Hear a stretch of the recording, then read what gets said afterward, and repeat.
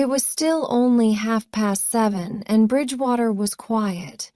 He drove along Corporation Street and through the center of the town. The town was empty, and all the shops were still closed.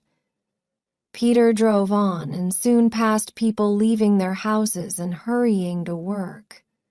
Peter took the road for Bristol, and by 8 o'clock he had left Bridgewater and was out in the country. He turned on the radio and listened. It will be cold in most of England today, and there will probably be heavy rain. That is the end of the weather forecast. Now it is 8 o'clock and time for the news. A middle-aged man was murdered in Bristol late last night. The police would like to talk to a boy of about 16 who... Peter turned off the radio. He was always unlucky. Today he had to drive all the way to Manchester, and it was going to rain. As he was thinking about the weather, the first few drops of rain started to fall. It was still raining when Peter reached Bristol. It was after 9 o'clock now, and all the shops were open. There were lots of people and cars, and he had to drive slowly. He took the road to the north and was through the town in half an hour. Not bad, he thought. I'll get to Birmingham by lunchtime.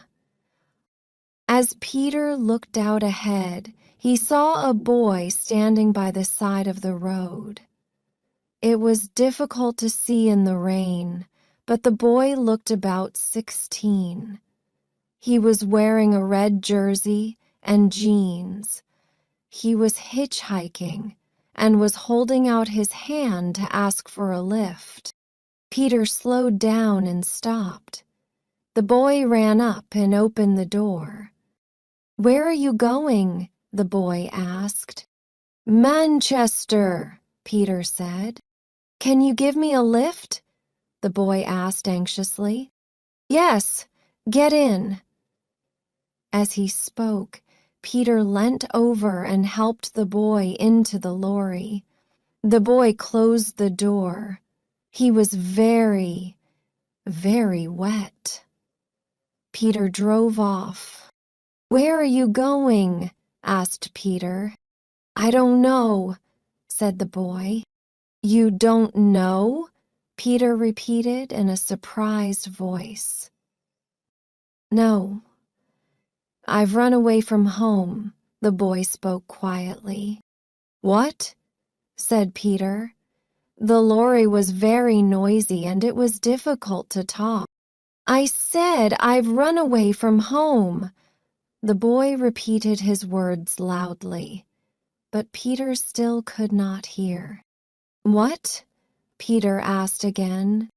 "I said I've left home. I'm not going to go back," the boy shouted. "Wemit?" asked Peter. "We had an argument." "That's all," the boy replied slowly. "What's your name?" inquired Peter. "John Stevens." "What's yours?" the boy asked. "Peter," replied the lorry driver. "Well, John, do you feel like a cup of tea?" "Yes, please." The boy smiled with pleasure at the idea of a cup of tea. "There's a cafe just ahead and we'll stop there," said Peter, pointing in the direction of the cafe as he spoke. The lorry stopped outside the cafe. It was still raining heavily, and John and Peter ran inside. Chapter 2. The newspaper. It was warm in the cafe, and Peter went up to the counter where a girl was serving. John took a seat at a table. "2 teas, please," said Peter to the girl at the counter. "Here you are, love," said the girl, as she pushed 2 cups of tea towards Peter. "That's 90 pence, please." Peter gave her the money and carried the cups of tea over to the table where John was sitting. "Thank you," said John. The tea was hot and sweet and warmed both of them up. "So you've left home, then," said Peter. "That's right," John replied. "Why?" Peter asked. "Told you. We had an argument," said the boy. Peter smiled. "You don't have to tell me if you don't want to." "I want to," said John. "I must talk to someone."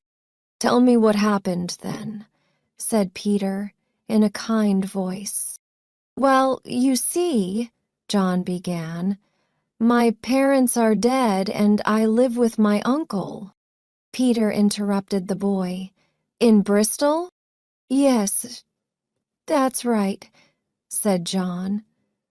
"My uncle has always been kind to me, but he never lets me do anything." "What do you mean?" asked Peter. The boy pushed back his chair. "Well, he never lets me go out in the evenings." Peter nodded. "Why not?" "Oh," the boy said.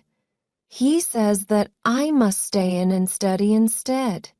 He makes me stay in and study every night while my friends are out enjoying themselves."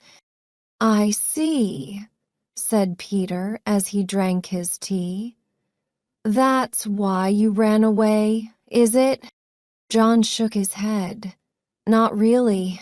It was because of what happened last night." "What did happen?" asked Peter, watching the boy's face closely. "I told my uncle that I wanted to go to the cinema with some of my friends," John explained. "But my uncle wouldn't let me go and told me to study instead." "Yes," said Peter, encouraging the boy to continue his story.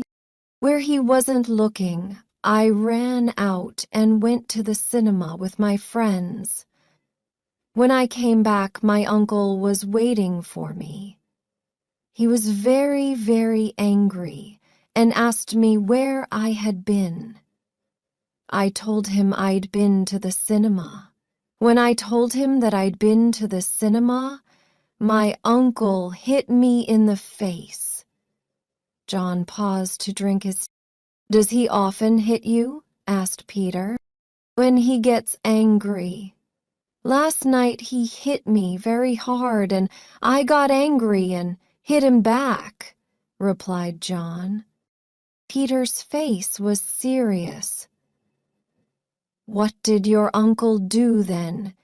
he asked. "Nothing. You see, I must have hit him very hard because he fell on the floor and didn't move." John stopped speaking and looked at the table. "What did you do then?" asked Peter quietly. John hesitated. "I was afraid, and so I ran out." "Where did you go?" inquired Peter. "I can't remember. When I came back an hour later, there were several police cars outside the house. All the lights in the house were switched on. Then a policeman came out of the house and saw me. 'There he is!' he shouted and ran after me. I ran away, and the policeman didn't catch me. I slept in the bus station and started hitchhiking early this morning." "Well," said Peter, "you certainly had a busy night. Why did you run away from the police?" "Because they wanted to catch me and put me in prison," answered John. "But why do you think they wanted to put you in prison?" continued Peter. "Because my uncle must have telephoned the police. He must have told them to catch me because I had hit him." "Do you want some more tea?" asked Peter. Chapter 3. The lorry is stopped. The policeman held his hand up. Peter slowed the lorry down and stopped. The policeman walked up to the side window. "What is it?" asked Peter, What's the matter? We're looking for a boy who we think may have killed his uncle, replied the policeman. Oh, yes, said Peter. I heard the news about it on the radio this morning.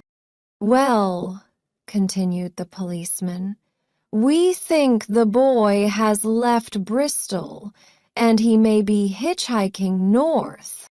Is he dangerous? Asked Peter. Very dangerous.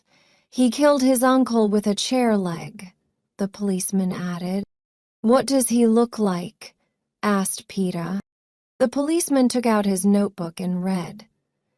John Stevens, aged 16, brown hair, brown eyes, average height.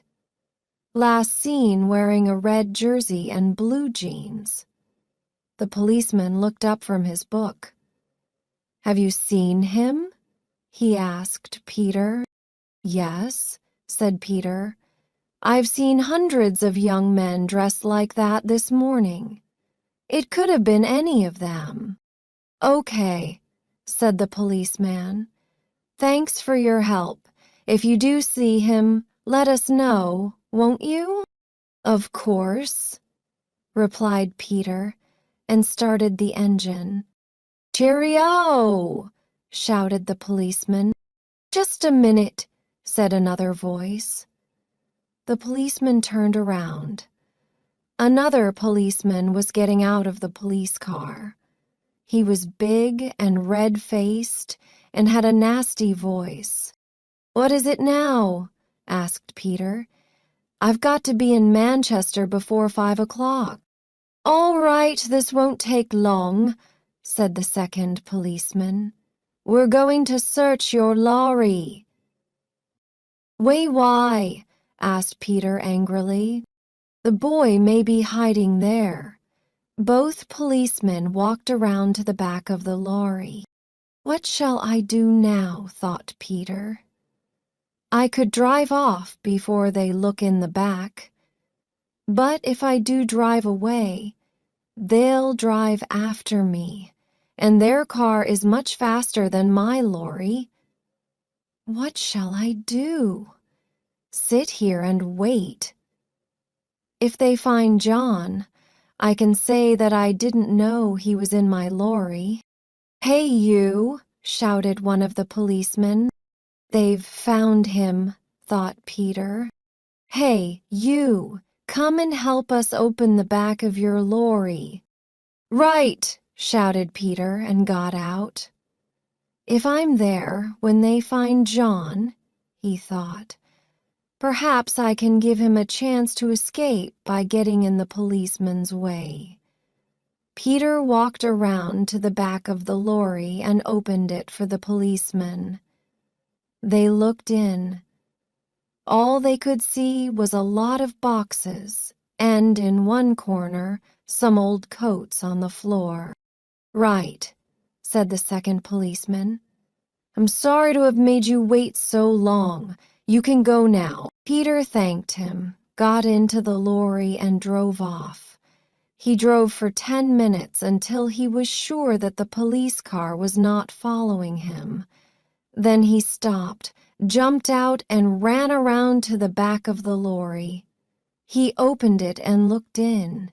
He couldn't see John anywhere. Peter climbed into the back. He couldn't understand where John was. The old coat was there, but John wasn't lying on it. Then Peter saw something that the police hadn't noticed. He could see part of a shoe sticking out from under the coat. Peter smiled when he thought how stupid the police were not to have looked under the coat. He went up to the coat and said loudly, "This is the police. Come out at once. We know you are under the coat." "All right," said a voice from under the coat, and John slowly got up. "Oh, it's you," said John. "I thought you were the police." "No," replied Peter. "I was just playing a joke on you." "You did frighten me," said John.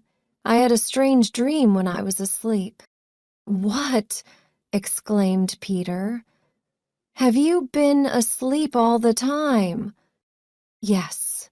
I dreamt the police were searching the lorry." "That wasn't a dream," replied Peter. "It was real." "You mean that the police stopped the lorry when I was asleep?" asked John. Peter nodded his head. "Yes," he said. "And you didn't tell them where I was?"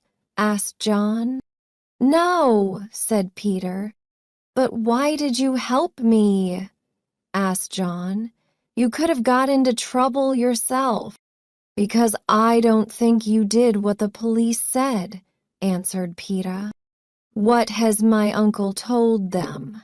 asked John. "Your uncle hasn't told them anything." "Well, in that case," said John. "Because he's dead," said Peter quietly. "Oh, no!" cried John. "I didn't hit him very hard." "If you hit someone with a chair leg," continued Peter, "you don't have to hit them very hard to kill them." "A chair leg?" replied John in surprise. "I didn't hit him with a chair leg. I hit him with my hands." Peter took the newspaper out of his pocket and showed John the article about the murder. "Are you sure?" asked Peter. "Yes," said John firmly. "Then I was right not to tell the police about you," said Peter. "We'd better start again now, or else we'll never get to Manchester, or find out who killed your uncle." Chapter 4. Arriving in Manchester. By 5 o'clock, Peter and John were outside Manchester. "Have you ever been here before?" asked Peter. "No, I haven't," said John. "Well, this is what we'll do. I've got to take my load of biscuits to this address." He gave John a piece of paper. "It'll take me an hour or two to unload everything, and then I'm going to go and see some friends." "Why are you going to go and see some friends?" asked John. "I thought you were going to help me find out who killed my uncle." "I am going to," replied Peter. "When I was younger, I had a lot of friends in Bristol. We used to meet a lot, and sometimes we did stupid things." "What do you mean? Stupid things?" John didn't understand. "Oh, fighting, breaking windows, borrowing cars," explained Peter. John interrupted.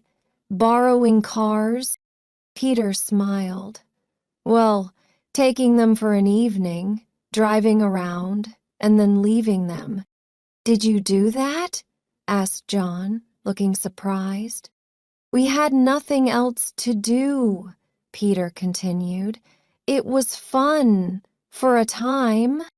"Ever know the people whose cars you took?" John added. "That's true," Peter agreed. "Anyway, after a while, I stopped seeing those friends." "Why?" asked John. "Because they started stealing cars and selling them," explained Peter. John nodded his head. "I understand," Peter went on. "Soon after that, they were caught by the police." "What did the police do?" asked John. "They sent my friends to prison," said Peter. John looked at Peter. "I'm sure that stopped them stealing." "Not really," said Peter, shaking his head, "because in prison they met older men who taught them a lot about stealing." "What happened when they left prison?" inquired John. "They came to live in Manchester," answered Peter. "And I'm afraid that they've continued to steal things." "But how does this help me?" asked John. "When I've finished unloading the lorry, I'm going to try to find some of these old friends," said Peter. "As they've been in prison, they know lots of criminals, lots of people who make a living by stealing." Criminals always talk to each other about things like your uncle's murder. My friends may have heard something about it, something which the police may not know." John smiled. "I understand now," he said. "They may be able to tell us something useful, something to help us find out who killed my uncle." Peter stopped the lorry outside the shop where he was going to unload the biscuits. "Right," said Peter. "Look, we're here now. Why don't you go to a cafe or the cinema? The police won't be looking for you in Manchester. I'll meet you here outside the shop at 10 o'clock. "Can't I come with you?" asked John.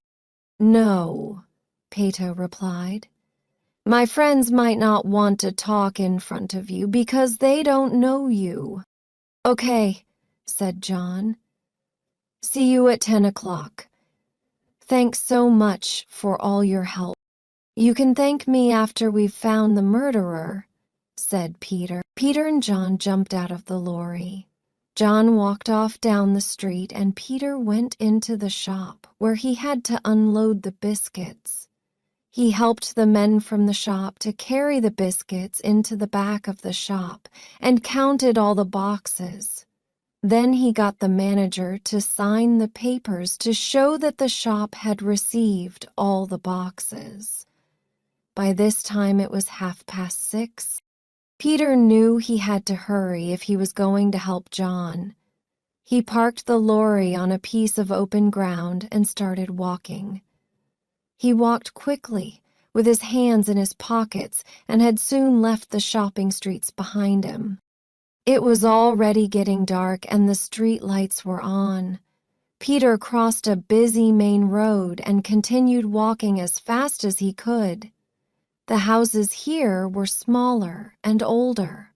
The roads were narrower and children were playing under the street lights.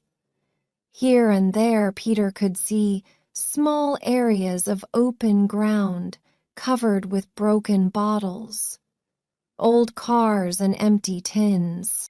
Peter hurried on and soon came to a cafe on the corner of one of the streets.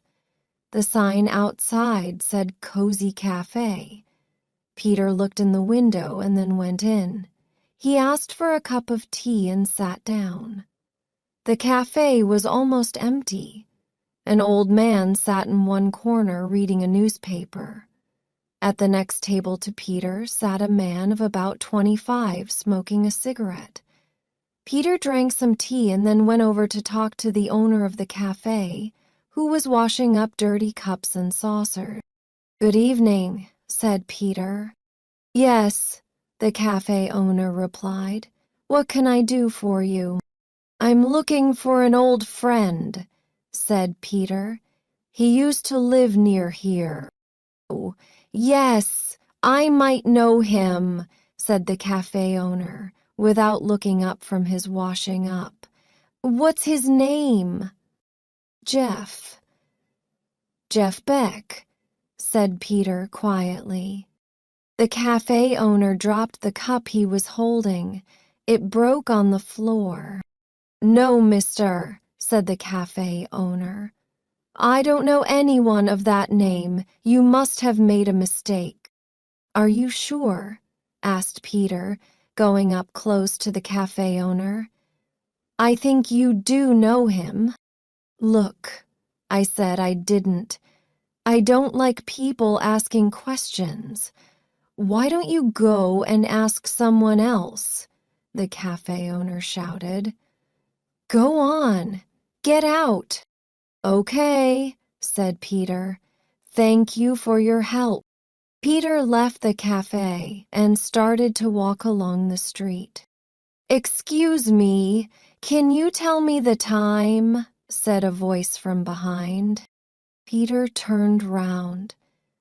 It was the man who had been sitting next to him in the cafe. "Of course," said Peter and looked at his watch. As he did so, the man caught hold of Peter's hair and twisted his head back. Peter felt the cold steel of a knife against his throat. "Now we're going to see whether you really do know Jeff or whether you're from the police," the man said. Chapter 5. A Visit to the Cinema. When John got out of the lorry, he watched Peter go into the shop.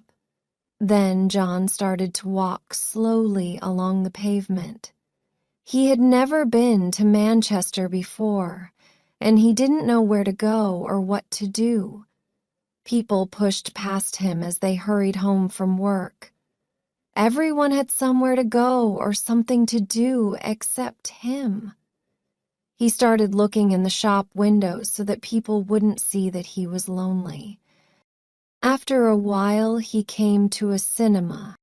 John went up to the cinema and looked at the photographs outside. There was a cowboy film showing.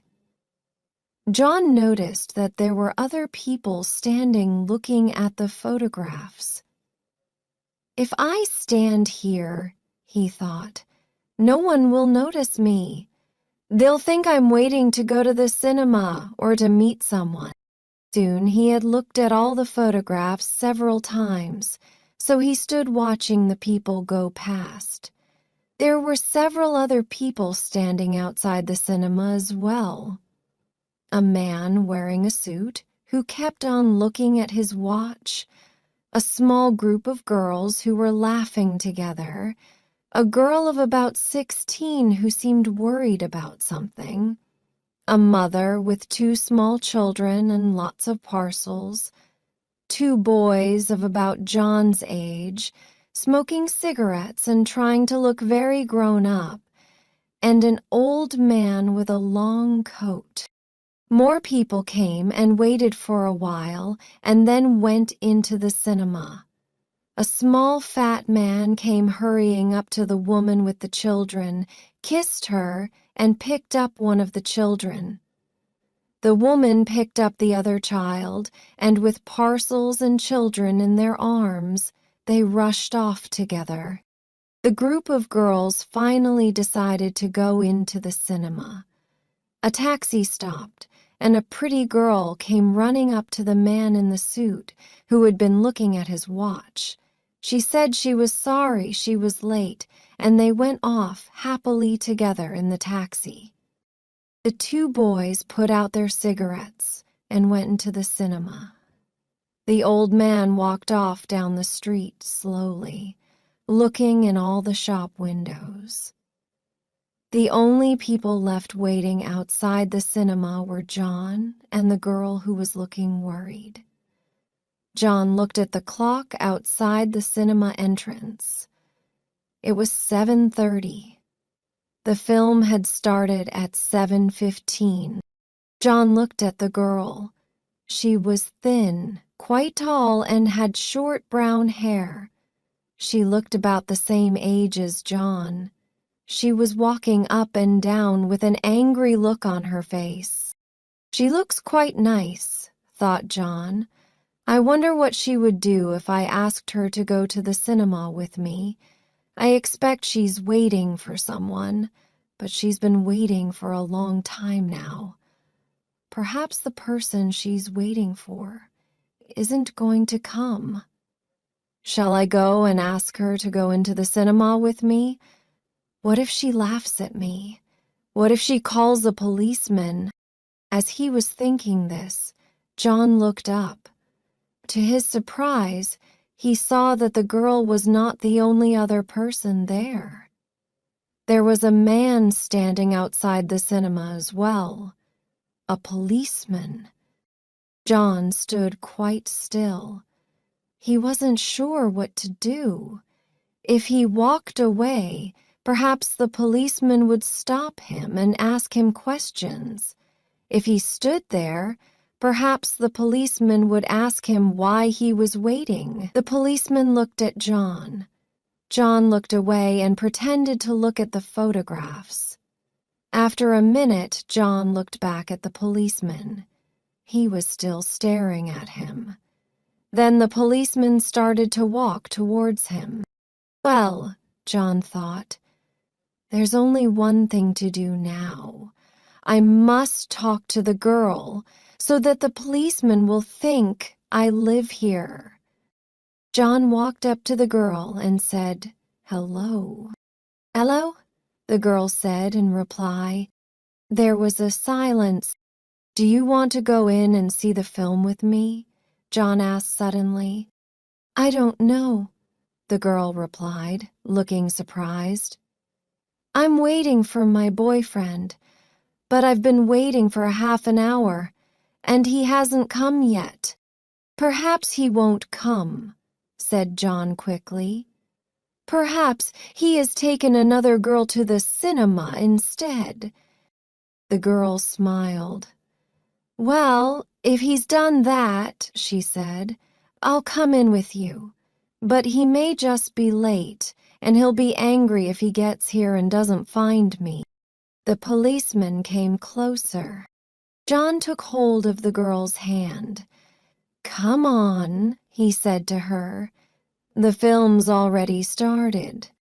"All right then," the girl replied. "But I hope Steve doesn't get angry." "Who's Steve?" asked John. "My boyfriend," she replied, as they went up to buy tickets. "Oh, don't worry about him," said John, feeling very happy because he had escaped from the policeman. "Your boyfriend will never know you went into the cinema with me, will he?" John turned to the ticket office and asked for 2 seats at the back. "That's £6.60, please," said the woman selling the tickets. John gave her the money. "What's your name?" he asked, turning to the girl. "Susan," she replied. "What's your name?" "John," he said with a smile. He took her hand and they went into the cinema together. The film had already started and it was dark inside. They found 2 seats at the back and sat down. Susan squeezed John's hand. "I like you," she said to him. "You're nice." Chapter 6. The Cabaret Club. The man holding the knife pushed Peter and said, "Come on." "All right," said Peter. "I'll go with you. Jeff's a friend of mine, and he'll be angry with you if you hurt me." "Come on, then," repeated the man. "Let's go." They walked along the dark street. The man with the knife walked just behind Peter. At the corner, a big car was parked. "Stop here," the man said, and opened the door of the car. "Get in. Don't try to escape or do anything stupid." The man started the engine and drove very fast through the narrow, dark streets. After only 5 minutes, the car stopped outside a big house. There was a sign outside the house which said, "Cabaret Club." There were lots of cars parked in front of the house. "Get out!" the man said. Peter got out of the car and stood on the pavement. "This way," said the man, pushing Peter towards the front door. Peter could hear music coming from the house. The man rang the bell, and a little window in the door opened. A man's face appeared in the window. "What do you want?" asked the face. "It's me," said the man from the cafe. "I've brought someone who says that he's a friend of Jeff." "Jeff's in the back room," the man at the door replied, and opened the door to let them in. The man from the cafe took Peter through the hall and stopped outside a door at the end of the corridor. Peter looked around. The rooms on each side of the hall were full of people drinking, talking, and playing cards. The man with Peter knocked at the door and pushed Peter into the room.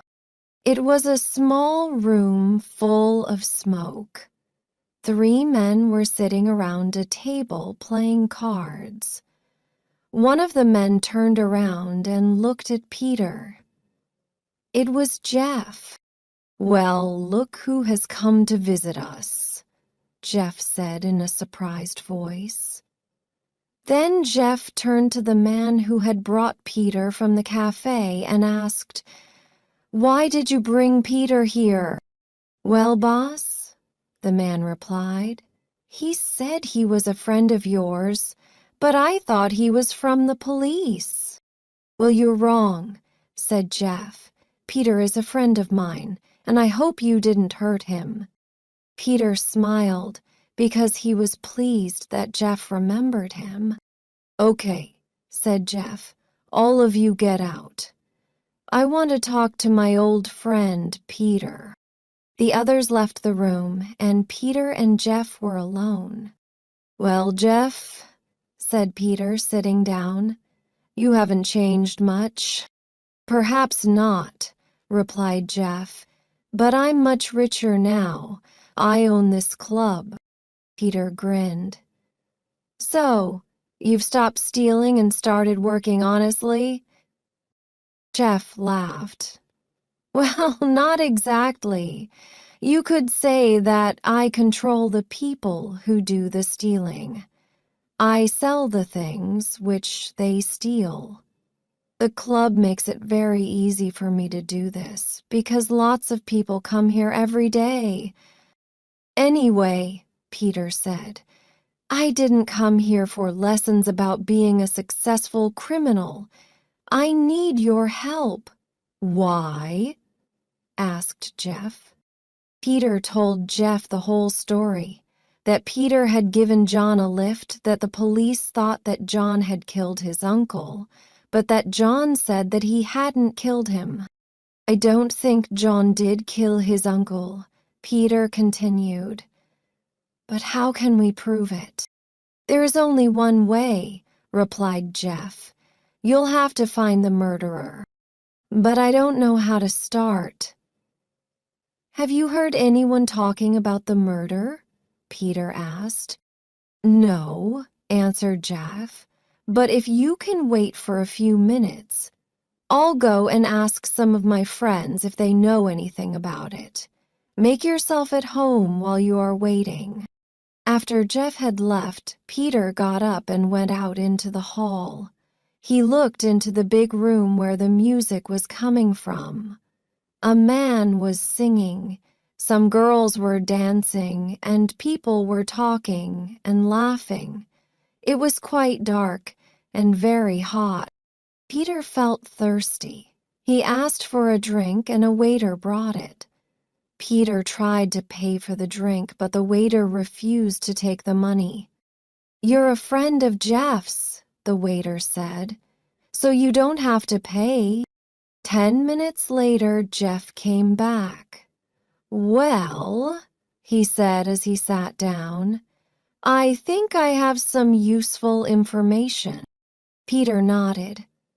"What is it?" he asked. "Do you know who the murderer is?"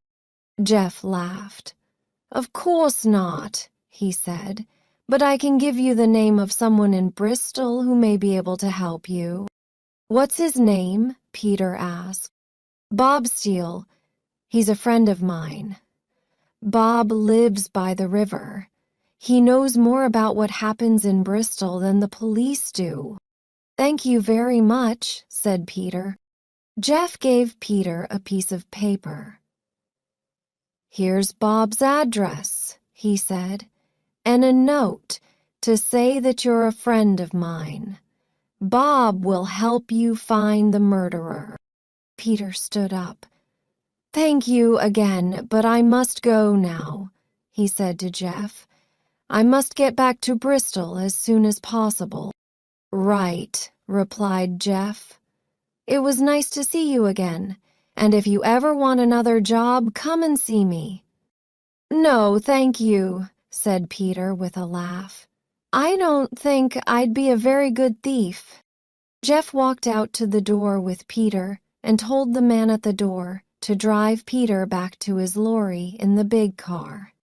Peter got into the car and the car drove off fast down the street. Chapter 7. On learns a lesson. Meanwhile, John and Susan were sitting in the cinema. They were sitting close together, and John had his arm around Susan. The film wasn't very good, but they were both enjoying it. Then the film stopped, and the lights came on. It was the interval. John turned to Susan and said, "I'm very thirsty. Would you like a cola?" "Yes, please," she replied. John stood up. "Stay here," he said, "and I'll go and get you one." John walked to the end of the row of seats where they were sitting and up to the girl who was selling drinks and ice creams. "Yes, what do you want?" asked the girl with a smile. "2 colas, please," replied John. "Here you are. That's £1.20, please," the girl said. John gave the money to the girl and started to walk back to Susan. Then he stopped. He could see that Susan was talking to another boy. She was arguing with him. The boy seemed very angry. John heard Susan say to the boy, "It's your own fault. You were late. Now go away and leave me alone." The boy didn't reply. He turned around and walked towards John. The boy bumped into John, knocking one of the bottles of cola on the ground. "Hey, what do you think you're doing?" said John angrily. "You had better leave my girl alone," answered the boy, "or I'll do more than just push you." John picked up the bottle from the floor and went back to Susan. "Who was that?" John asked Susan. "It was my boyfriend, Steve," Susan replied. "He's angry with me because I didn't wait for him outside the cinema." "What did your boyfriend say?" John asked as he passed Susan one of the bottles. Susan had a drink. "Steve told me to come and sit with him," she said. John nodded. "And what did you say?" he asked. "I told Steve to go away and leave us alone. I told Steve that I was a free person and didn't belong to him. I said that he didn't own me and that I can do what I like. And anyway," she added, "I like you much more than him." John smiled. "I certainly like you much more than I like Steve," he said. Just then, the lights went out and the film started again. John put his arm around Susan. "Give me a kiss," he whispered to her. She did. "Please be careful," she whispered suddenly. "If Steve sees us, he'll be very angry." John looked around, just in time to see Steve walking out of the door at the back of the cinema. "It's all right," said John. "Steve has just left." Time passed very quickly for John and Susan, and soon the film finished and the lights came on. "Look," John said, as they waited to leave the cinema. "I can't explain now, but I've got to go back to Bristol. If you give me your address, I'll write to you." When they got outside, Susan opened her bag, wrote down her address, and gave it to John. While she was writing, John looked at his watch. It was 10:15, but he had promised to meet Peter at 10 o'clock. "I must go now, Susan," John said. "I'll write to you." "Goodbye," Susan said, "and take care of yourself." John gave her a quick kiss and started to walk back to the shop where he had said he would meet Peter. He walked quickly, thinking of Susan and the cinema. Suddenly a voice shouted, "Hey, you!" John stopped and turned around. It was Susan's boyfriend. Steve. "Where do you think you're going?" Steve said loudly. "It's nothing to do with you," replied John, and carried on walking. "Oh, yes it is," shouted Steve. John could hear feet running up behind him. He didn't turn around. Suddenly, John felt a kick on the back of the leg. He tried to run but fell over instead. He lay on the ground, and as he looked up, he saw that Steve was standing over him. "Now we'll have a little talk," said Steve. "No, we won't," said John, jumping up and pushing Steve away. Then John looked around. Steve wasn't alone. He had 3 friends with him. Steve came up to John and pushed him against the wall. "So," he said, "you want Dot to fight Dot do Dot you?" As he said each word, he pushed John hard against the wall with his hand. John felt lost. What could he do? There were 4 people against him, and he was in a strange town. "We're going to teach you a lesson," said Steve with a nasty laugh. "We're going to teach you not to try to steal my girlfriend." John began to feel afraid. He knew that he must do something quickly. Suddenly, he hit Steve in the stomach and tried to run away, but the other 3 boys caught him. "So you're frightened, are you?" asked one of the boys. "You can't get away now," said another. "We're going to teach you a lesson," said the third. Then one of the boys hit John hard in the face, and another boy hit him in the stomach. John fell on the ground. He felt sick. Then Steve came up and started to kick him. John was going to scream when he suddenly heard a voice which he recognized. "Leave him alone," said the voice. It was Peter. Chapter 8. River Street. "Leave him alone," Peter shouted. Steve stopped kicking John and turned around. "Who are you?" Steve asked. "And what do you want? Go away and mind your own business." "No, I won't mind my own business," said Peter, and hit Steve hard, knocking him back against the wall. John, seeing that the others were watching Steve and Peter fight, jumped up and started to run. "This way!" shouted Peter. "Get into the car." John ran over to the big black car which was standing by the pavement. As John got in, he looked back to see that Peter had beaten Steve. Steve and his friends were running away. "How did you know I was here?" John asked Peter when he got into the car. "We'll talk about it later," said Peter. John and Peter sat in silence until the car stopped beside Peter's lorry. Peter thanked the driver, and both Peter and John got into the lorry. Peter started the engine, and they drove back to Bristol. "Now," said Peter as they were leaving Manchester, "tell me how you got into the fight." John explained to Peter about the cinema, Susan and Steve. "I hope that fight taught you a lesson," said Peter. "Yes, I know," replied John with a laugh. "Don't steal other boys' girlfriends.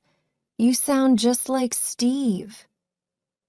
"But how did you know where I was?" "You arrived just in time." "I didn't know where you were," replied Peter. "It was just luck. I was in the car on the way back to the lorry when I saw the fight. I asked the driver to stop, because it didn't seem to be a fair fight. It was 4 against 1. I didn't recognize you until after I had shouted stop. That was lucky, said John. Yes, laughed Peter. But next time be more careful. Next time you get into a fight, I may not be there to rescue you. All right, answered John. But what happened when you went to see your friends? Were they able to help us? Peter told John about his visit to the cafe, the meeting with the man with the knife, and the talk with Jeff at the cabaret club. When can we go and see this man in Bristol? The one Jeff told you about, asked John. It depends on when we get back to Bristol, said Peter. What's the time? It's 11 o'clock, John replied. Well, said Peter, we should arrive in Bristol at about 5 o'clock in the morning. If we have some sleep after we arrive, we could go and see Bob Steele before lunch. Won't you have to work tomorrow? Inquired John. Peter shook his head. No, he said. Universal Transport don't expect me to drive back until tomorrow, so I needn't go to work tomorrow. We'll have all day tomorrow to find the murderer. It was warm in the lorry. John was tired after his day's excitement, so he soon went to sleep. Peter drove on and on through the night. Halfway to Bristol, they stopped at a cafe and had coffee and some sandwiches. Then they drove on again. The big lorry was empty, and so went faster than usual. There were no cars and only a few lorries on the road. They drove faster than Peter had expected, and it was still dark when they arrived in Bristol. "Wake up!" shouted Peter. "We're in Bristol now." John looked out of the window sleepily. Peter stopped the lorry. "You had better come to Bridgewater with me," he said. "It may not be safe for you to stay in Bristol." "No, don't be stupid," replied John. "I can look after myself." "All right," said Peter with a smile. "Do you want to get out here?" "See you at lunchtime," said John as he got out of the lorry. But before Peter had time to reply, John jumped back into the lorry. "Perhaps you're right," John said. "I'll come to Bridgewater with you." "Why did you change your mind so suddenly?" asked Peter. "Because I saw 2 policemen walking up as I was getting out of the lorry," answered John. John stayed with Peter in Bridgewater. After their tiring night, they both slept well. Peter's mother was surprised to see John, but Peter explained that he was a friend in trouble. He did not explain what the trouble was. Soon after 12 o'clock the next day, they drove back into Bristol. Peter stopped the lorry outside a house close to the river. "I think this is it," he said. He took out the piece of paper which Jeff had given him and looked at the address. "Bob Steele, 12 River Street. Yes, that's right." Number 12 River Street was a small, low house which hadn't been painted for a long time. The windows were dirty and the curtains were drawn. The house looked empty. Peter knocked at the door. There was no answer. Peter knocked again. "I'm coming," shouted a voice. After a couple of minutes, the door opened a few centimeters. "Who is it?" a voice asked. "We want to talk to Bob Steele," Peter replied. "Well?" asked the voice. "We want some information," answered Peter. "Come in then," the voice said. "You've come to the right place if you want information." Chapter 9. Information.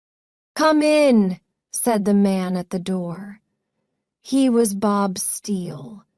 John and Peter went into the hall. It was dark and they couldn't see very much. Bob Steele went on ahead of them up the stairs. "It smells bad here, doesn't it?" John whispered to Peter. Peter nodded, and they followed Bob Steele up the stairs and into a small room at the back of the house. Although it was the middle of the day, the curtains were drawn in this room too. The only light came from a small lamp on the table by the bed. The bed was untidy, and the sheets were very dirty. The floor of the room was covered in old newspapers. "Sit down," said Bob Steele. Peter and John sat down and were able to look at Bob Steele in the light for the first time.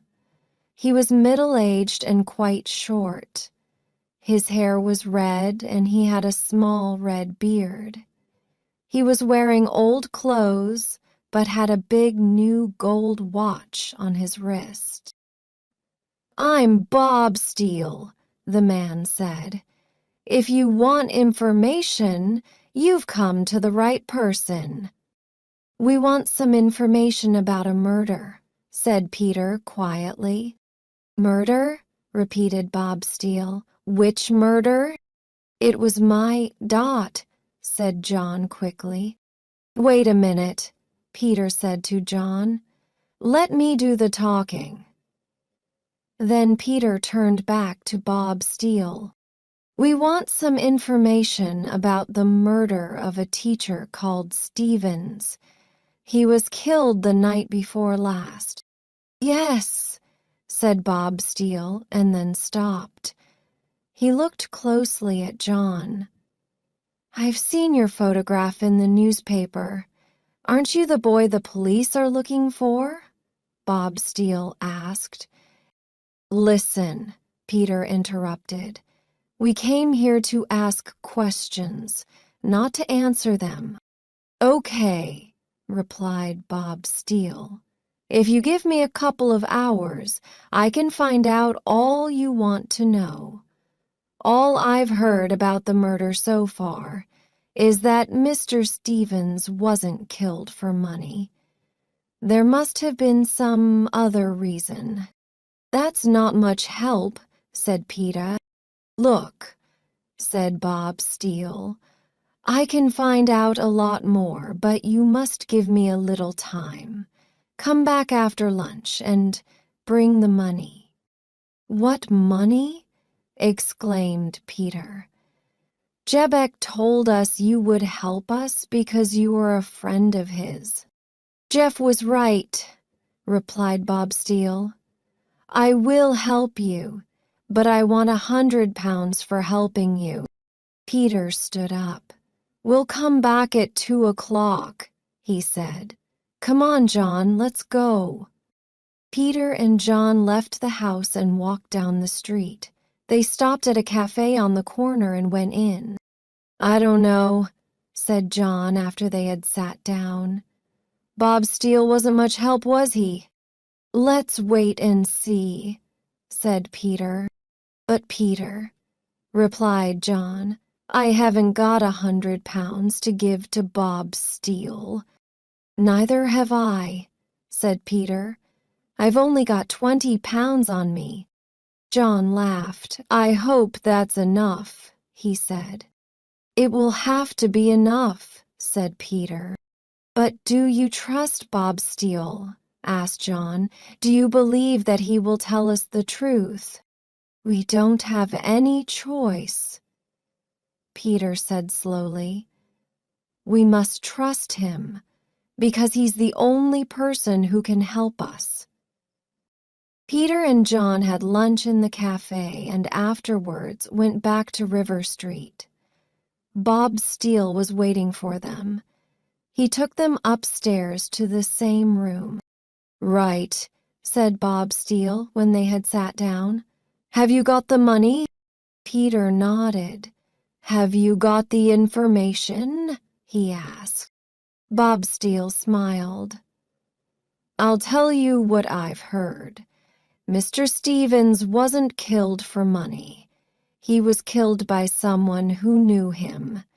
He was killed by someone young. John went red in the face and stood up. What do you mean by that? He shouted. Be quiet, said Peter, and let Bob Steele finish. John sat down and stared at Bob Steele. Was killed by someone young, Bob Steele repeated. He was killed by a boy who knew him. Is that all? Asked Peter. Yes, replied Bob Steele. Now give me the money. Wait a minute, said Peter firmly. I'll give you the money when you tell me the name of the murderer. Give me the money now, said Bob Steele loudly. Don't give him anything, shouted John. He's a liar. He's not telling the truth. He wants you to think that I'm the murderer. Bob Steele turned and went up to John angrily. Listen, my boy, he said. You'd better keep quiet unless you want the police to know where you are.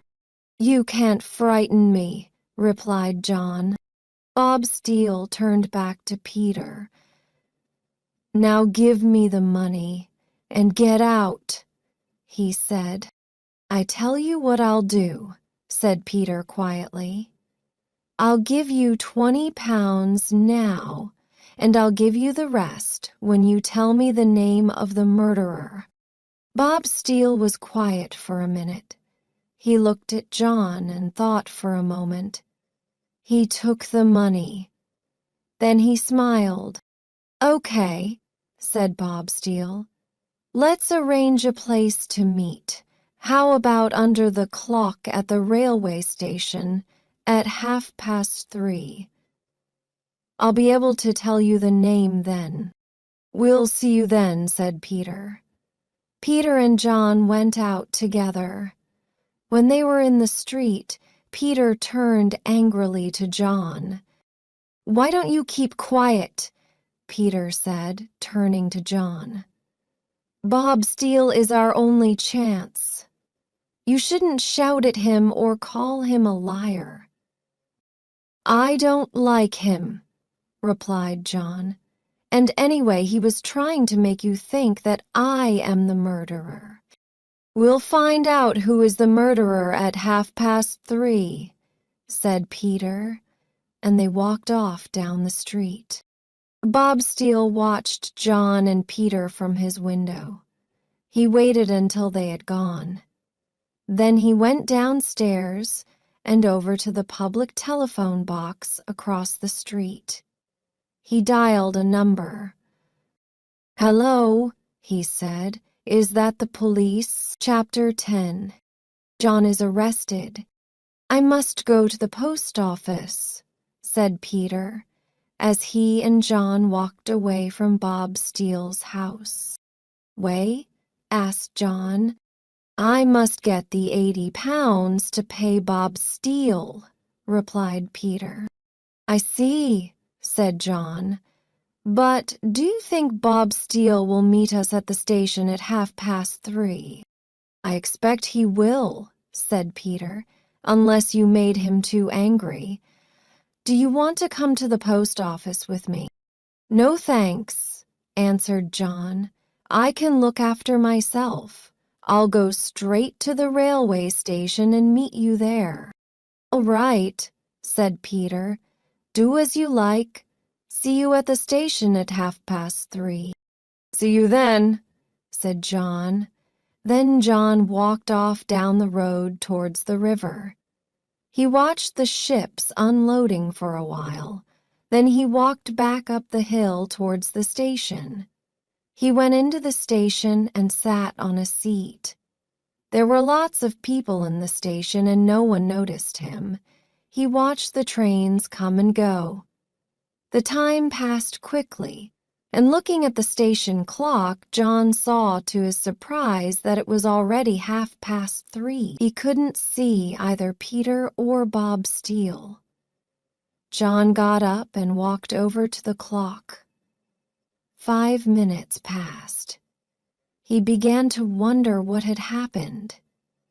Suddenly, 2 men walked up to him. I wonder what they want, thought John.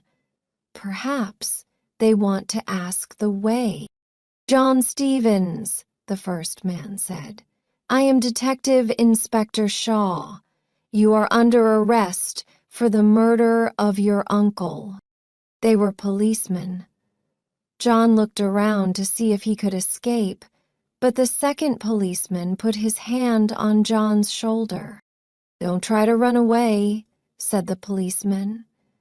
You'd better come with us. The policeman took John outside the railway station, where there was a police car waiting. They put John into the back seat, and Detective Inspector Shaw got in beside him. The other policeman got into the driving seat and started the car. As they were driving off, John looked back at the station and saw Peter looking at the car. Why did you do it? Asked Detective Inspector Shaw. Do what? Replied John. Kill your uncle, said Inspector Shaw. I didn't kill my uncle, said John angrily. Oh, yes, you did, said Inspector Shaw, looking closely at John. We know you did. John did not reply. When the police car arrived at the police station, the policeman took John inside. They put him in a small room with no window and told him to wait there. There was no chair, and John was soon tired of standing, so he sat down on the floor. A few minutes later, Inspector Shaw came in. He saw John sitting on the floor and told him to stand up. Are you going to tell us all about the murder now? Asked Inspector Shaw roughly. John didn't reply. He looked at the floor. Look at me, boy, shouted the policeman. John looked up. Now tell me the truth, said Inspector Shaw. Tell me why you killed your uncle. I didn't, thought it John. I see, interrupted Inspector Shaw. So you want to be difficult, do you? Inspector Shaw went out of the room and banged the door. John sat down again, but as soon as he did so, the door opened, and he was told to stand up.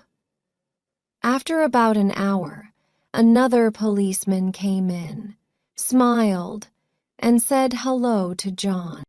I'm Sergeant Black, he said. Are you John? Yes, John replied. Sergeant Black brought 2 chairs and he and John sat down. I expect you're thirsty, said Sergeant Black. Would you like a cup of tea? Yes, please, said John with a smile. He liked this policeman much more than Inspector Shaw. Sergeant Black brought in 2 cups of tea and a plate of cakes. Now then, said Sergeant Black kindly, what all this about? John didn't reply. You can trust me, said Sergeant Black. I'll understand. John liked Sergeant Black and he liked the tea, so he started to answer the sergeant's questions. Did you like your uncle? Asked the sergeant. No, said John slowly. Not very much. Where have you been for the last 2 days? Asked Sergeant Black. I've been to... Dot... Just then, there was a knock at the door. Sergeant Black got up and went out. John sat and thought for a minute. I must be more careful, he thought. I nearly said that I had been to Manchester. That would get Peter into trouble for helping me. Sergeant Black still hadn't come back, but John could hear his voice. He went up to the door and listened. Sergeant Black was talking to Inspector Shaw. "He's starting to talk now," said Sergeant Black. "Good," replied Inspector Shaw. "He'll tell you everything now." John went back to his chair and sat down. That was lucky, he thought. It had all been a trick to make him talk. Sergeant Black and Inspector Shaw were working together. Sergeant Black came back into the room. "Now," he said with a smile, "where were we? Oh, yes, you were just telling me that you had been to— I don't remember now. Where was it you said you had been?" "I haven't been anywhere," said John, "and I'm not telling you anything." "Now, don't be stupid," said Sergeant Black. "If you didn't kill your uncle, you haven't got anything to be afraid of, have you? Tell me all about it, and I'll see if I can help you." John said nothing. Sergeant Black tried asking more questions, but John didn't reply. After a while, the sergeant put John in another room with a bed and locked the door. "Can I have some food, please?" John asked. "Yes," the policeman replied. "You can have some food when you've told us the truth." Chapter 11. Peter finds Bob Steele. Peter looked at the police car as it drove away from the railway station. He thought that he could see John inside the car. Peter looked again. Yes, it was John. The police had caught John at the railway station. Peter ran into the station and looked under the clock, but there was no one there. But where was Bob Steele? Perhaps Bob Steele had already left, or perhaps he had seen the police and run away, or perhaps Bob Steele had told the police that John would be waiting at the station at 3:30. Peter turned around angrily and left the station. Peter went back to River Street to collect his lorry. He also wanted to talk to Bob Steele again. He wanted to find out if Bob Steele had told the police about John and if he knew anything more about the murder. When Peter arrived at River Street, he was still feeling very angry. Peter banged on the front door of Bob's home, but there was no answer. He waited for a moment and then banged again. There was still no answer. Peter tried to look in the front windows, but he couldn't see anything because the curtains were all closed. He went around to the back of the house and banged on the back door. There was no answer. Right, thought Peter. If Bob Steele is at home, he'll have to go out at some time. If he's out, he'll return home in the end. So I'll wait for him. Peter walked back to the front of the house and drove his lorry around the corner out of sight. Then Peter went into the cafe on the corner where he and John had waited at lunchtime. He sat at a table at the window, from which he could watch Bob Steele's front door. It was just after 4 o'clock. Peter drank a cup of tea and waited. By 5 o'clock, Bob Steele still had not appeared. Peter drank another cup of tea and ate some biscuits.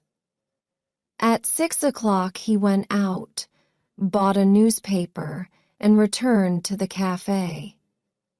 He looked at the front page of the newspaper. Peter pushed the newspaper away angrily. So it was true. John was under arrest. Peter asked for another cup of tea. At 6:30, he decided not to wait for Bob Steele any longer. He was just leaving the cafe when he suddenly stopped.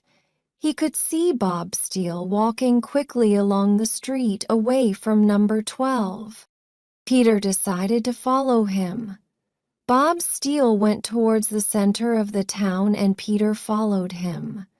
When Bob Steele stopped to cross the road, Peter hid in a doorway. When Bob Steele looked around, Peter hid behind his newspaper. After a few minutes, Bob Steele stopped at a bus stop. Peter waited in a shop doorway, pretending to read his newspaper. The bus came and Bob Steele got on. Peter followed and sat close to the door of the bus so that he could watch Bob Steele without being seen.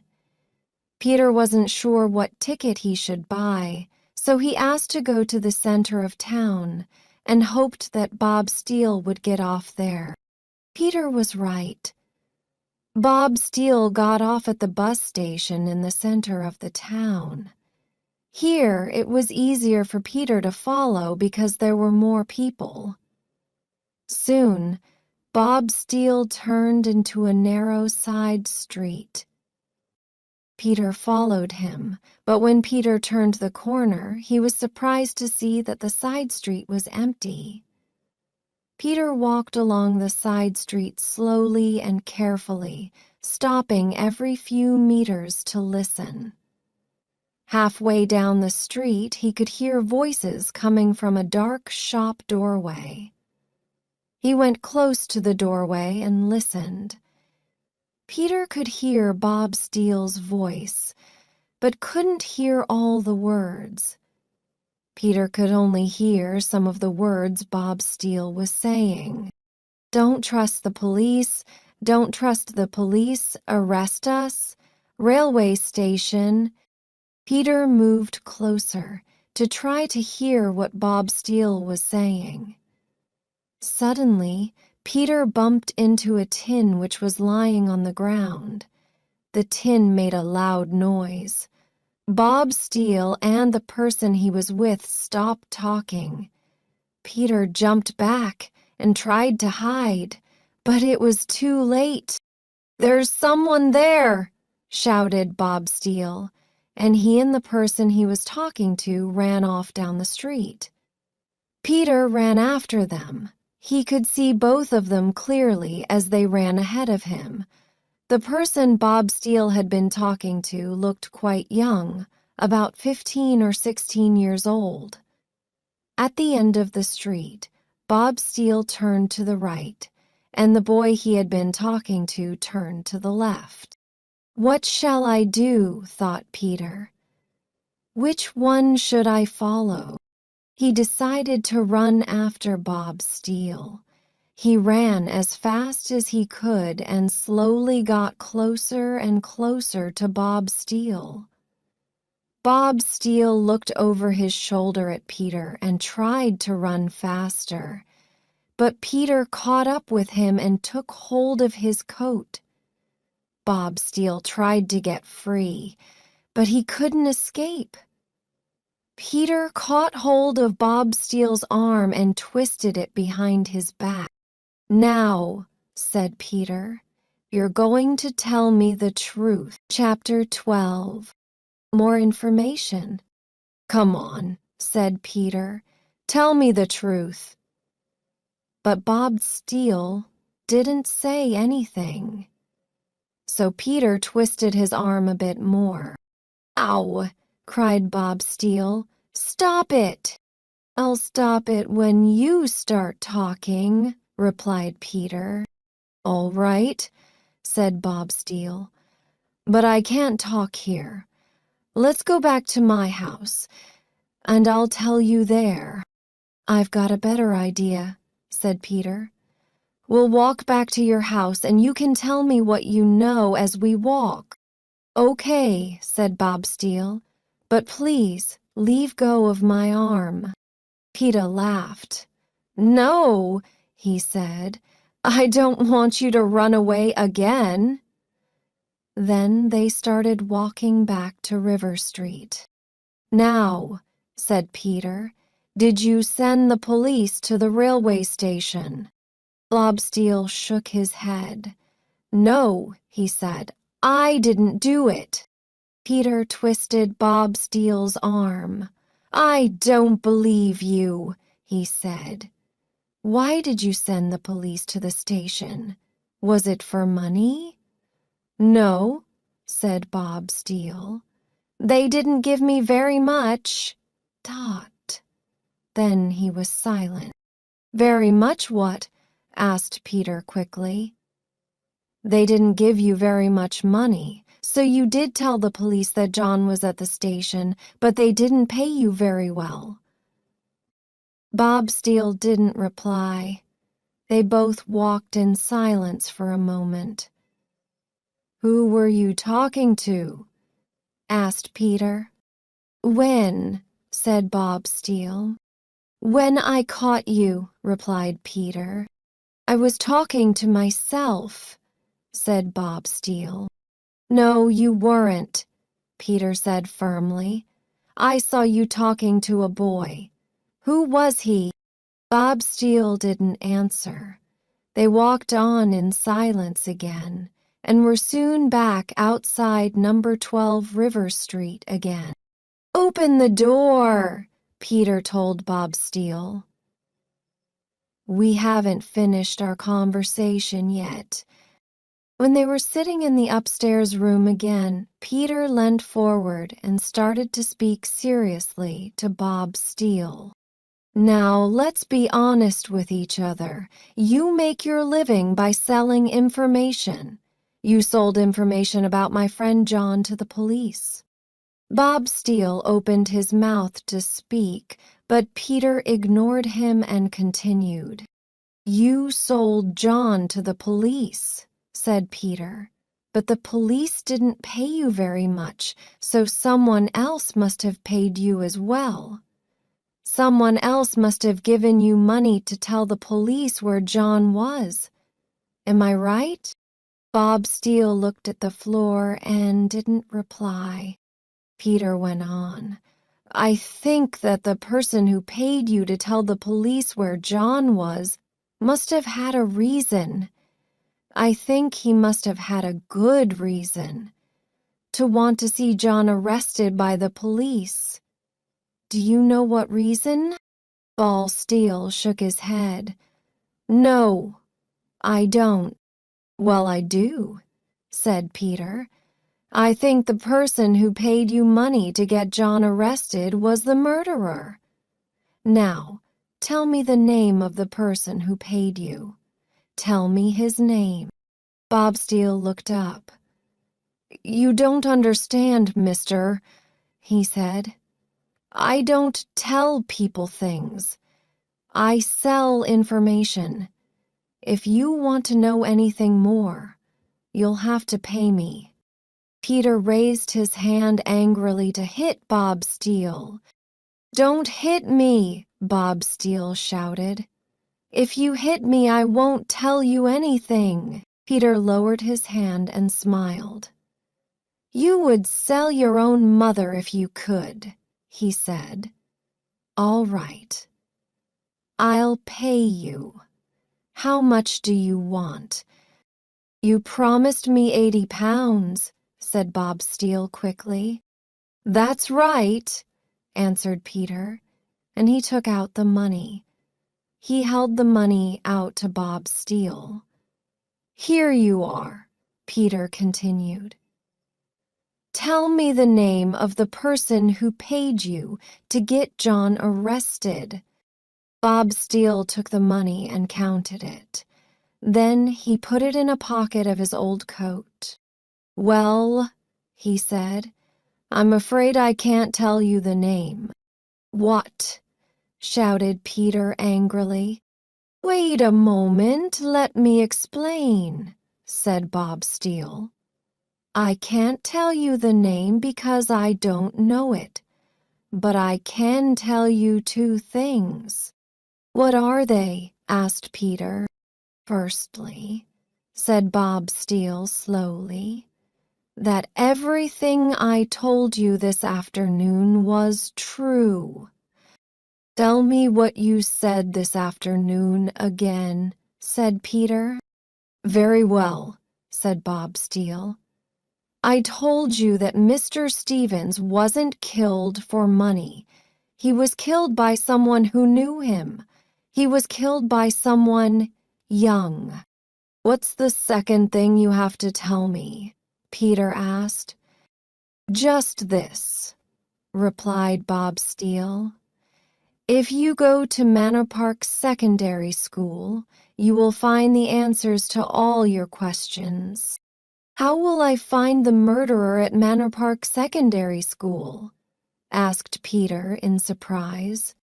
"Mr. Stevens was a teacher there," answered Bob Steele. Peter stood up quickly. "I'm going to go there now," he said. "But I may have some more questions to ask you, especially if I find that you haven't been telling me the truth. I think I'll tie you up to make sure that you don't go out while I'm away." Peter picked up a piece of rope which was lying on the floor. He tied Bob Steele to the chair in which he was sitting. Then Peter ran down the stairs and out of the house, leaving the front door partly open. Manor Park Secondary School was on the other side of Bristol. It was lucky that the lorry was around the corner. Peter got into the lorry and drove off to the school very fast. Chapter 13. In the cafe. Peter stopped the lorry outside Manor Park Secondary School. Then he looked at his watch. It was already 8 o'clock. The school looked dark and closed. Peter got out of the lorry, and then he noticed that there was a light on in one of the rooms. Peter went over to the window and looked in. There was a man of about 60 cleaning the floor of the classroom. Peter knocked at the window, and the man looked up. The man saw Peter and opened the window. "What do you want?" the man asked. "I'd like to have a talk with you," Peter replied. "I'm very busy at the moment," the man said. "It's about Mr. Stevens," Peter said. "Oh," replied the man, "you'd better come in then and we can have a talk." The man was the school caretaker. He cleaned the rooms and took care of the building. The caretaker let Peter in, and they sat down in the caretaker's room together. "What do you want to know about Mr. Stevens?" asked the caretaker carefully. "Are you from the newspapers?" Peter shook his head.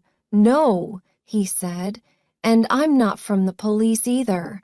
I'm a friend of Mr. Stevens' nephew, John." "Ah, yes," said the caretaker. "John has been arrested by the police." Peter nodded. "That's right," he said, "but I think the police are wrong. I don't think John killed his uncle. Did you know Mr. Stevens well?" "Yes," replied the caretaker as he lit a cigarette. "I've been working here for nearly 20 years, and Mr. Stevens had been here for 10 years. "What was Mr. Stevens like?" asked Peter.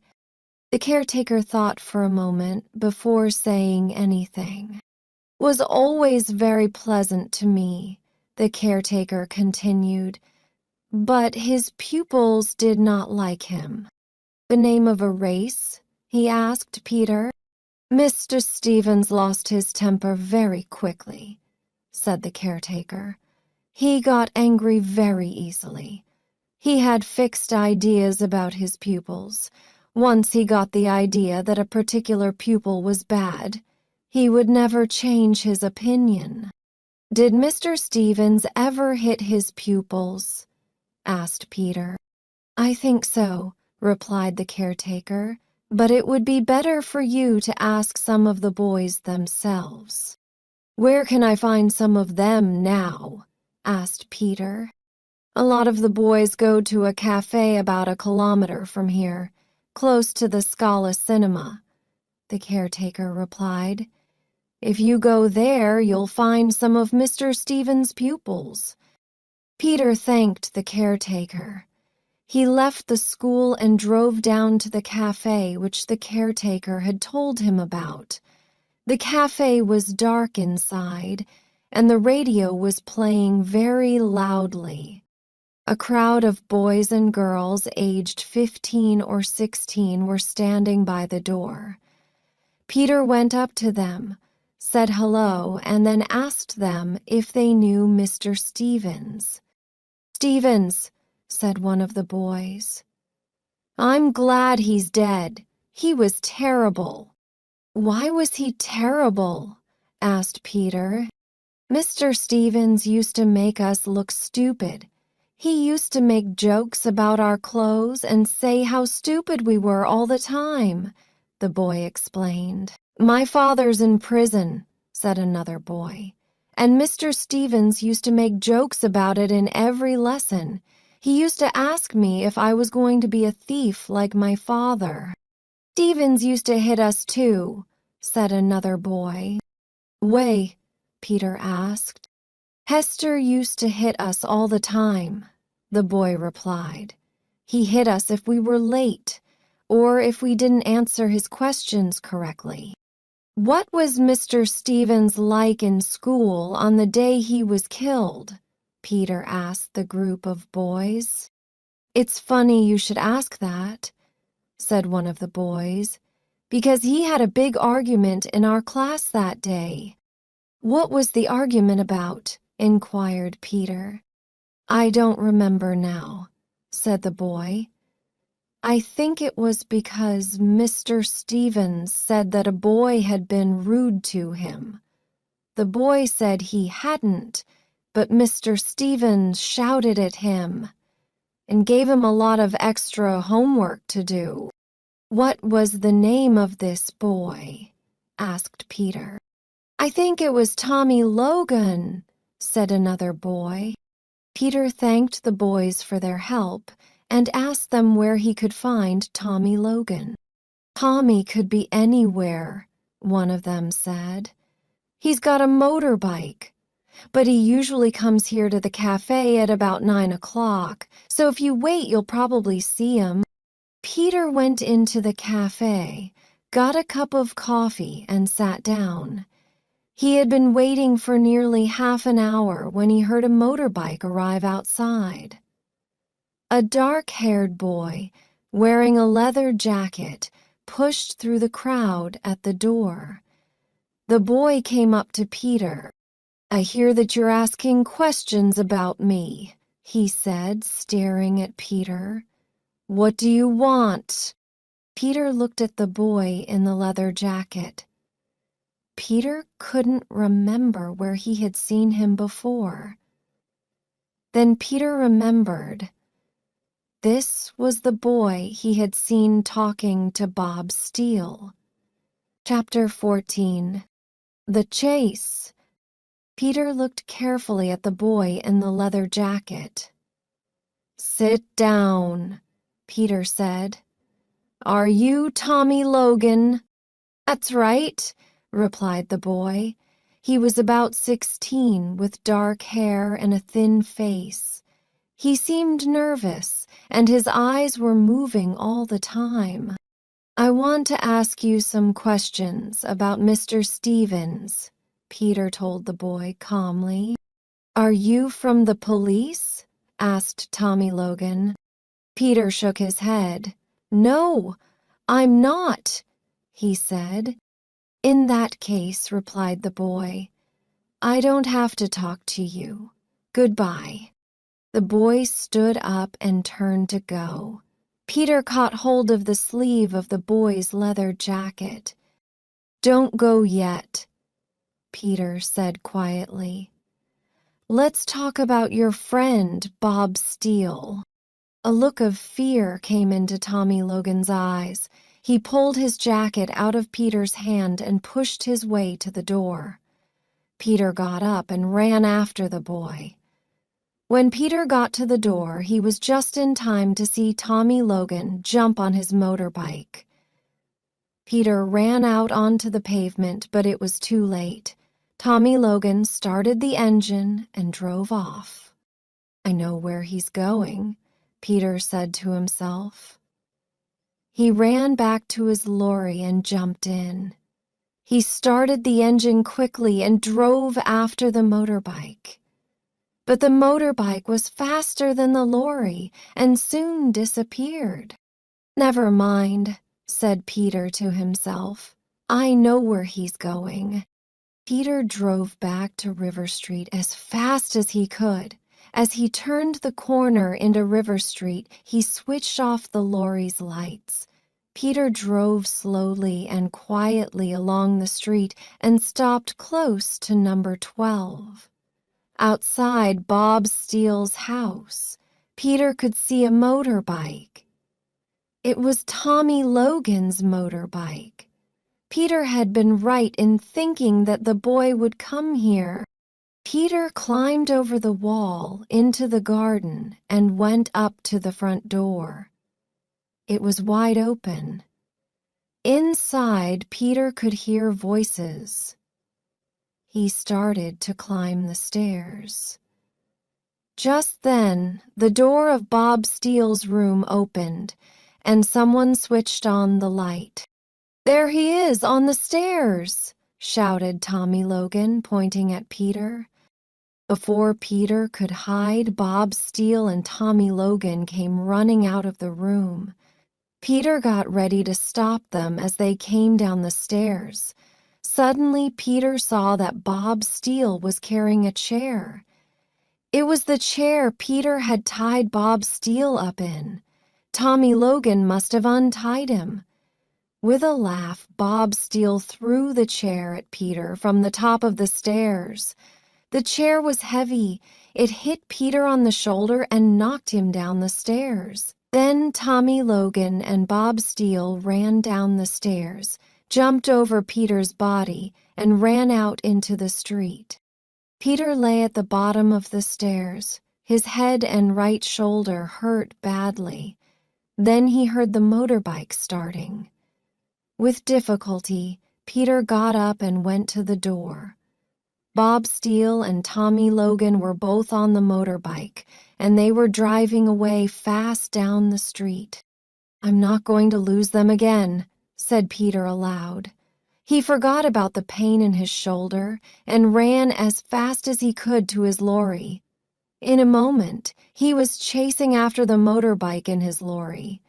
The motorbike turned right at the end of the street and went down the hill towards the river. Peter switched on the lorry's headlights fully, and with the tires screaming, he followed the motorbike around the corner. Going down the hill, Peter was able to go faster than the motorbike and was soon only 50 meters behind. Then, at the bottom of the hill, the motorbike suddenly turned right into a narrow street. Peter followed the motorbike into the narrow street. As the lorry's lights lit up the wall at the end of the street, Peter shouted happily. "Now I've got you," he shouted. "There's no way out." The street had no exit. The only way out of the street was back to the road. The motorbike went to the end of the street and, discovering that there was no way out, turned around. Then the motorbike drove back towards Peter. Peter could see Tommy Logan's face as he drove the motorbike straight at the lorry. Peter quickly turned the lorry across the street so that the motorbike could not pass, and then he waited for the crash. With a roar, the motorbike came right up to the lorry. Then Tommy Logan saw a narrow gap between the lorry and the wall. The gap was less than a meter wide, but big enough to let the motorbike escape. The motorbike roared through the gap between the lorry and the wall. Peter was furious, Angrily, he turned the lorry around and began to chase the motorbike. When he turned into the road by the river, Peter could just see the back light of the motorbike disappearing in the distance. He drove faster. He turned a corner.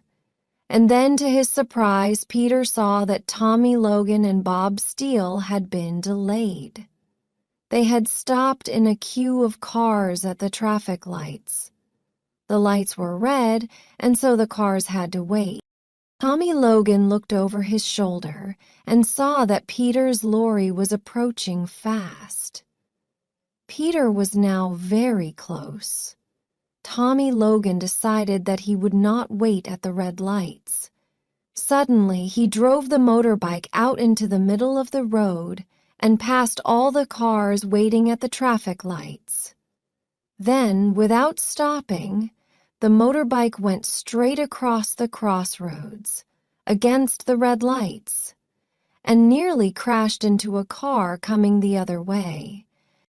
Peter immediately followed the motorbike and passed the line of cars which was waiting. He didn't wait for the traffic lights to turn green. He drove faster and chased Tommy Logan and Bob Steele across the crossroads and down the street. They were getting nearer the center of town now, and the roads were busier. As Peter passed car after car in his chase after the two men, he looked in the lorry's minor. In the minor, Peter could see a police car with its lights flashing, chasing both the lorry and the motorbike. Well, thought Peter, I'm not going to stop now. I'll catch that motorbike if it's the last thing I do. With the tires screaming and smoking as they went around the corners, Peter drove his lorry as fast as he could after the motorbike. And behind both the lorry and the motorbike came the police car with its flashing lights. Chapter 15. The police station. At 100 kilometers an hour, the motorbike carrying Tommy Logan and Bob Steele roared through the center of Bristol. Peter's big lorry raced after them. Behind Peter came a police car with its blue light flashing. Tommy Logan looked quickly over his shoulder to see if Peter was any closer. Peter was much closer. Tommy looked ahead again and saw a sign, "Low Bridge Ahead." With a smile, Tommy drove the motorbike under the bridge. Peter saw the bridge coming, but the lorry was going too fast to stop. The lorry was quite high, and Peter thought it would hit the top of the bridge and crash. With a loud roar, the lorry went under the bridge and missed the top by a few centimeters. Peter wiped the sweat from his forehead. That was close, Peter said to himself. Peter looked in the mirror again. There were now 2 police cars behind. He could see their blue lights flashing. But he decided he wouldn't stop. He had to drive on. Slowly but surely, Peter got closer and closer to the motorbike. Soon he was next to it. The motorbike and the lorry screamed down the street side by side. A car coming in the opposite direction saw the lorry and motorbike and drove up onto the pavement to avoid a crash. Finally, Peter got a little in front of the motorbike and slowed down to make it stop. Tommy Logan also slowed down. Then he suddenly drove the motorbike up onto the pavement and passed Peter again. The people on the pavement jumped for their lives when they saw the motorbike coming towards them. Bob Steele's face was white with fear as he held onto Tommy Logan's back. Tommy drove the bike onto the road again. He was now 50 meters ahead of Peter. The road was straight now for nearly a kilometer. The two police cars behind the lorry were now much closer. Peter could see the flashing lights of another police car in front of them. Tommy Logan saw the police car coming too, and started to slow down. A moment later, Tommy turned the motorbike around and came roaring back towards Peter. Peter stopped the lorry in the middle of the road. The two police cars behind the lorry screamed to a stop, one on each side of the lorry. Now there was no space for the motorbike to pass. Peter jumped out of his lorry and started running towards the motorbike. Tommy Logan drove the motorbike straight at Peter, but at the last moment, Peter jumped aside. The motorbike crashed into the lorry. Peter stood still in the middle of the road for a second. He watched the motorbike hit the back wheel of his lorry. Behind him, he could hear the policemen getting out of their cars and running towards him and the motorbike. In front of him, another policeman pointed at him and shouted, "Stop!" Tommy Logan was not hurt. He jumped up immediately and started to run away. Peter chased after him. As he ran, Peter quickly looked behind him. Bob Steele was lying on the ground by the motorbike, with a policeman standing over him. Two other policemen were chasing Peter. Peter could run faster than Tommy Logan. He got closer and finally jumped and caught Tommy by the shoulders. They both fell to the ground, with Peter holding onto Tommy's coat.